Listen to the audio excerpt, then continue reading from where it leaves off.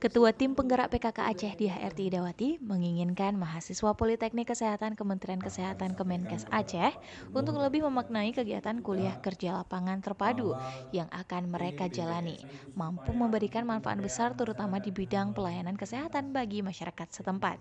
Hal itu disampaikan dia dalam sambutannya saat melepas 1.005 mahasiswa KKL terpadu dari Poltekkes Kemenkes Aceh di Kabupaten Aceh Timur, Idi Rabu 2 Maret 2022.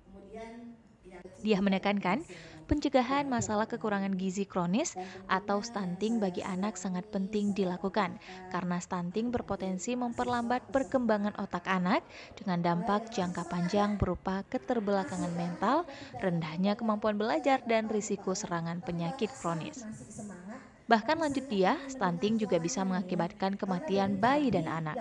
Berangkat dari permasalahan itu, pemerintah Aceh mengeluarkan Peraturan Gubernur Aceh Nomor 14 Tahun 2009 tentang pencegahan dan penanganan stunting terintegrasi di Aceh. Dia menuturkan sebelumnya, Aceh sempat menduduki provinsi dengan angka prevalensi stunting tinggi. Namun seiring dengan intervensi pencegahan stunting secara terintegrasi yang dicanangkan pemerintah Aceh, salah satunya Gerakan Genting, tercatat angka stunting di Aceh turun secara signifikan pada tahun 2021. Pada kesempatan yang sama, Ketua PKK Aceh juga mendeklarasikan mahasiswa penting peduli stunting, di mana dia berharap melalui momentum ini, mahasiswa akan turun langsung ke masyarakat nantinya dapat memberikan pemahaman kepada masyarakat di setiap kampung terkait stunting dan juga penanganan.